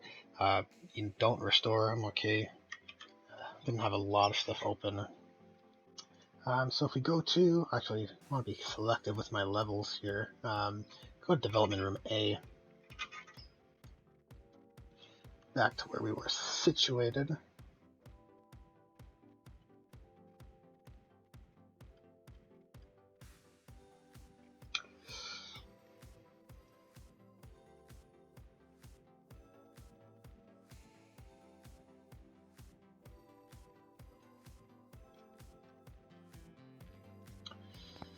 Alrighty. Oh my god. What's up with my settings here? It looks so weird.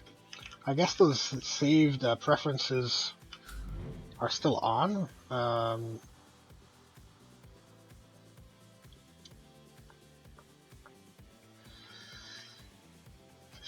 Default. Now I'm not exactly sure.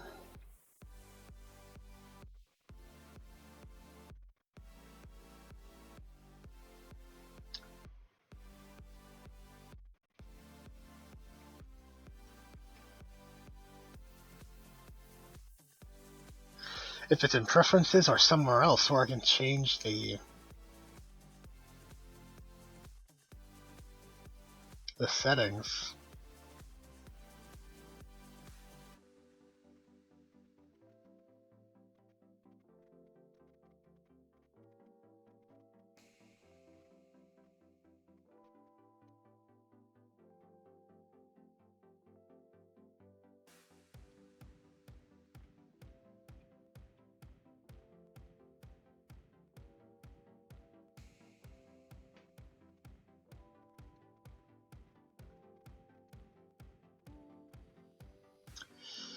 could be project settings.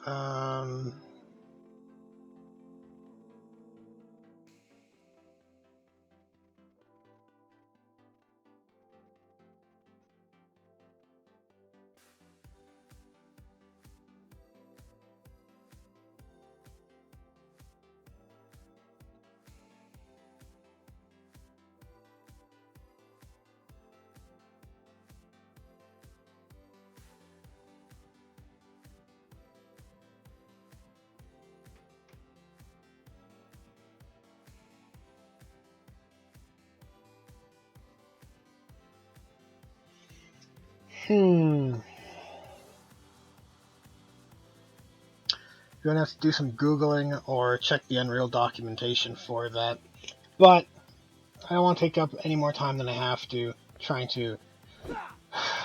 The rendering quality of my Unreal is just set to this for now. Just bear with me. Okay, yeah, our bank machine's here. We want to use it, yes.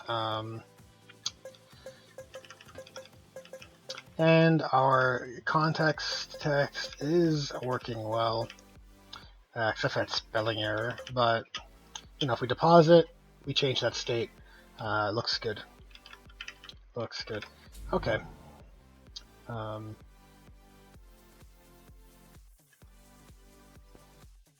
It's just a super awkward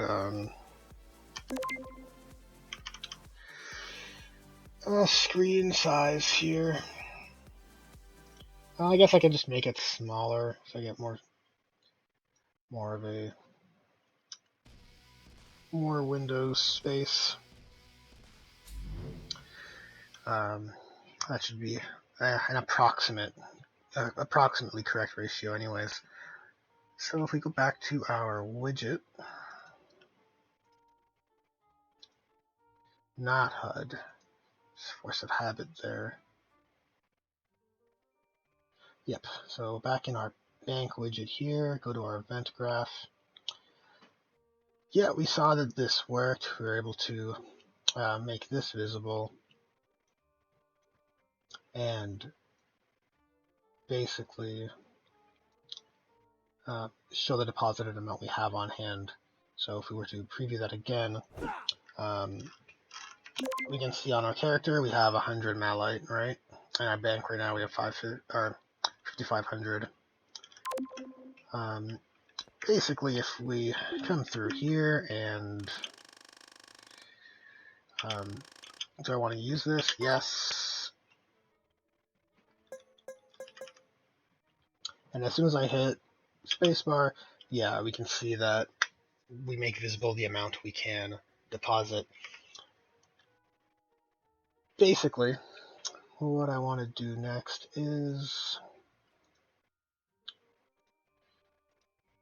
if I just think about this a little bit, I want to set the context text back to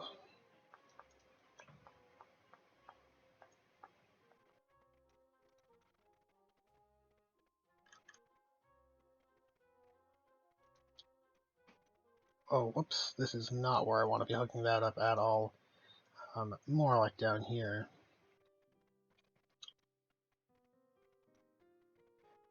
And kind of convenient place for it, actually, right beside this. Oh yeah, we'll move our deposit down. This is going to be in like a phase 2 or phase 1, I guess. What I want to have here is probably append this, or convert this to a string. And then probably create an append function. And transfer. And I'll just, manually put in a space.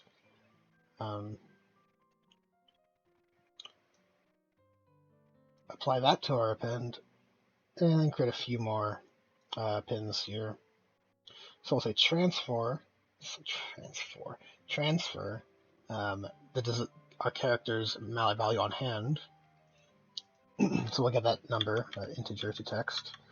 And let's hit space, malite into your account, question mark.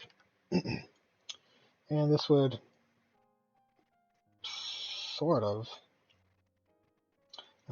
be a neat way to set up to make use of that contextual message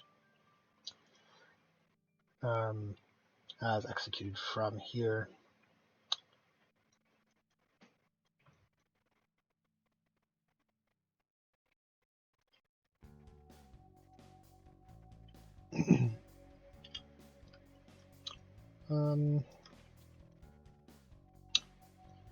And we set that widget phase 2, phase 1. So phase 1 widget, what do we want? I'm going to duplicate this. We can add any more pins we need. And basically a phase 1 widget would be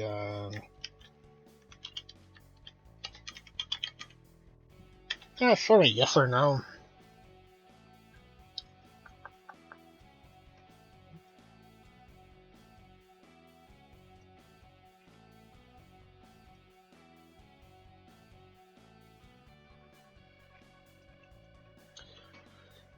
And what we would do is I'll grab the confirm pressed comment box because that is in a way what we're doing here with it. But it's just for phase 1.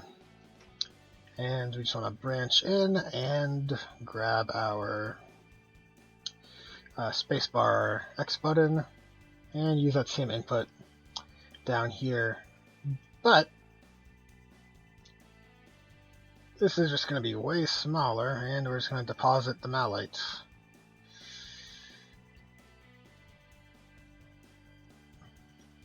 And you can see here, there's a whole bunch of stuff we don't really need.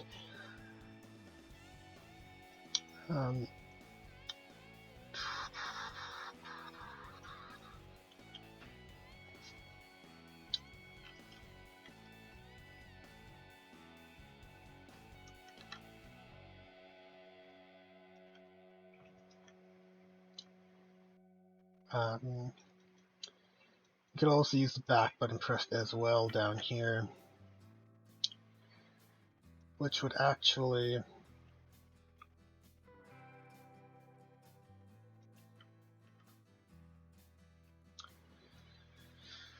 work similarly, well, I mean in a similar fashion, where we would be setting the widget phase back to 0.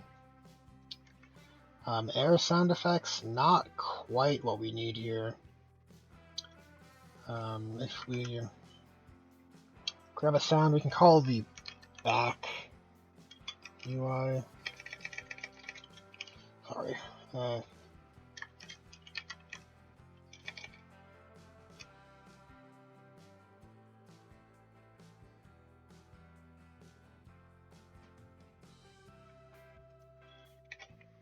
Well, that would help get more search results.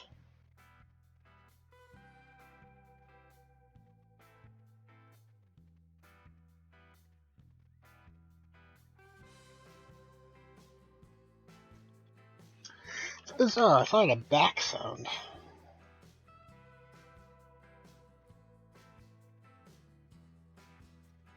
I do, sound back.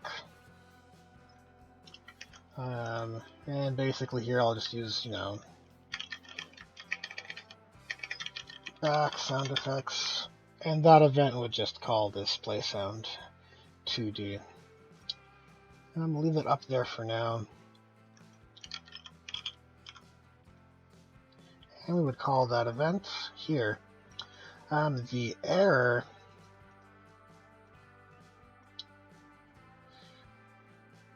also, we definitely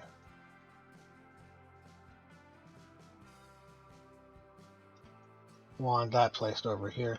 The error sound effect, I want to just temporarily hook up into both of these. Sort of like they don't work, or, I mean, we could set up the context message as well to display something maybe, and then after a delay, return it back to what it was. But for now, let's put so we get some sort of audible feedback. And then we have refresh widget afterwards, which is fine.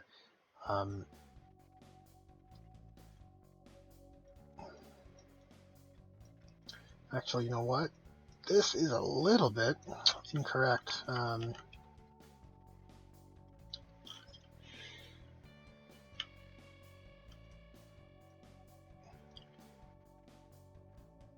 Because while we do press this, we need to define between these buttons while we're pressing. And in this instance, it's going to be a yes or no. So how do we set this up?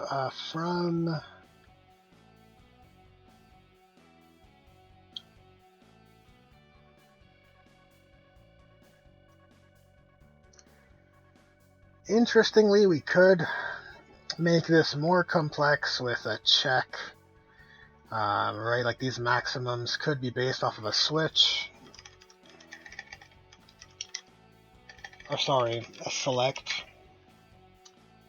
And you basically choose your maximum based on what the widget phase would be, right? So if we're in phase 0, the maximum is 1. If we're in, or sorry, the maximum is 2. If we're in phase 1, which is here, the maximum would be 1, because it's a yes or no.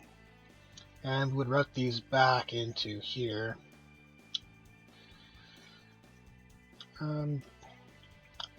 Don't love the cramped space we have going on.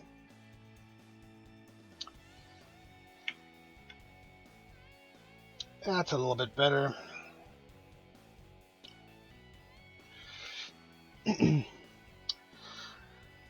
And reset index, we would definitely call a reset index right here. Set index.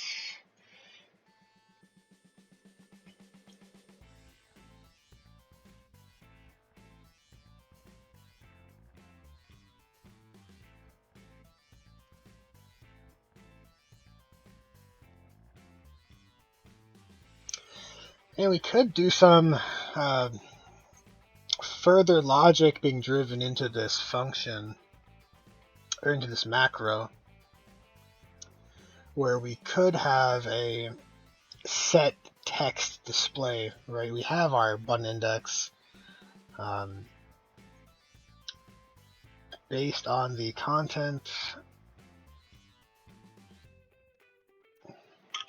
Can we set text? Set tooltip text.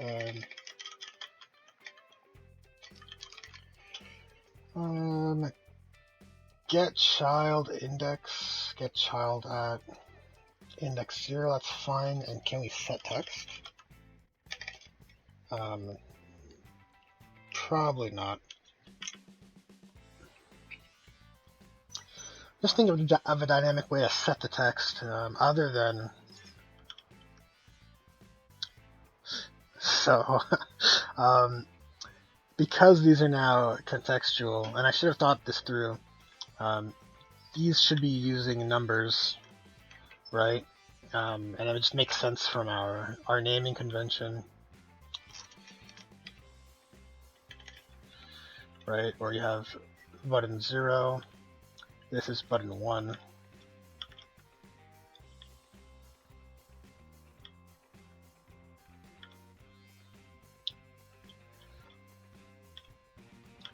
And these as well, which will be button 2. And set this to button 2. And unfortunately, this is gonna be called text block underscore button 0. And we're gonna need to set these as a variable.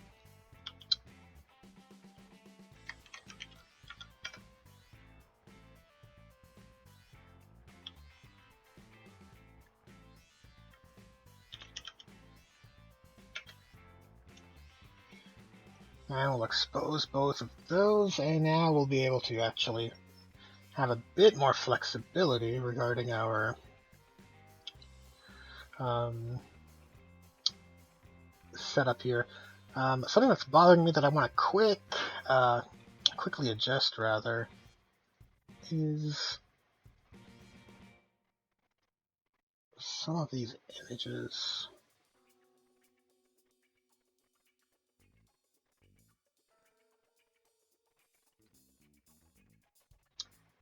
You know what? We're actually running kind of tight on time. I just want to set this up and move along. Let's see. In our event graph, we have our macros, and we have the new additions, our text block for these buttons.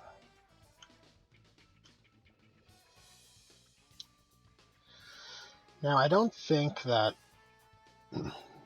these need to be adjusted in the macro every single time, because most of the time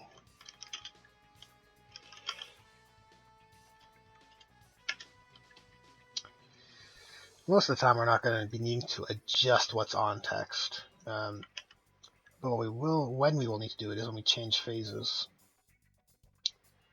So let's grab this, move this variable up, hook everything in. Whoops. Don't want to do that. Okay, so we hook these up. And let's set our text. On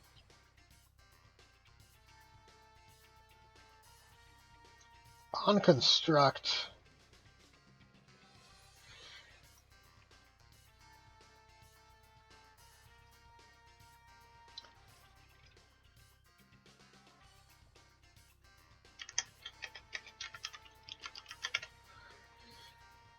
just want to set these up to read as they do.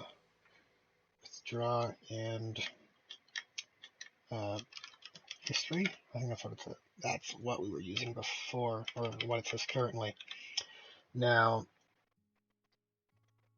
we have an event here, refresh widget, so it makes sense to actually keep it.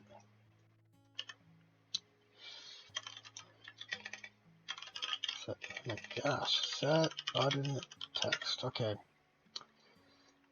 And we want to change it again over here.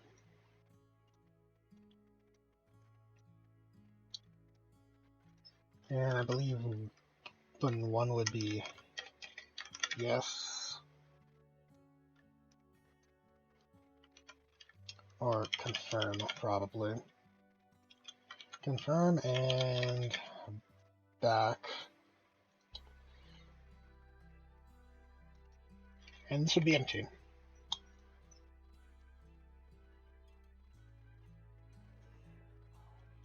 And then when we select one, we come through here, and if we select index or button 1, which is back in this case, we would do the back pressed event.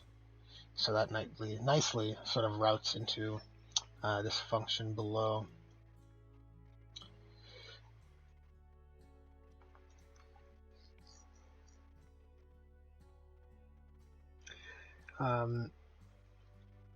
What we want to do, however, is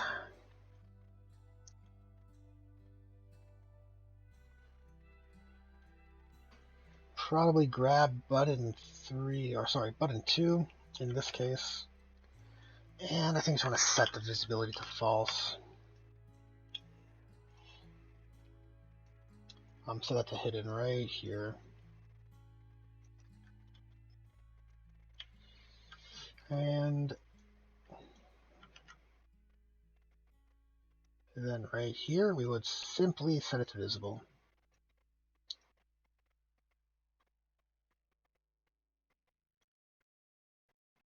And potentially refresh our widget.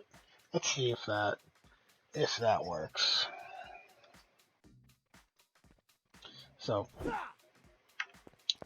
look at these. Ugh, these jaggies are killing me. Okay, anyways. Do I want to use it? Yes. So we have our selection.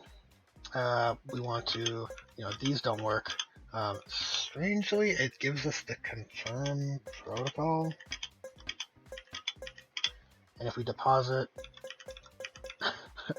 we have our two buttons that read out with the same text because we didn't change it. And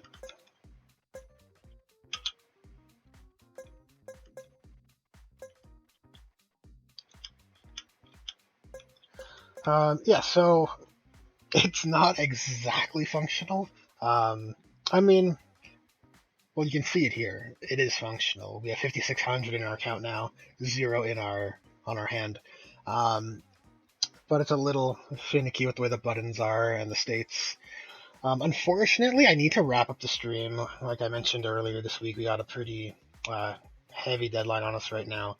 So I'll have to do a part four for this one. Excuse me. I was hoping to do it in 3 parts, but looks like I'll just have to do it like a last closing part tomorrow.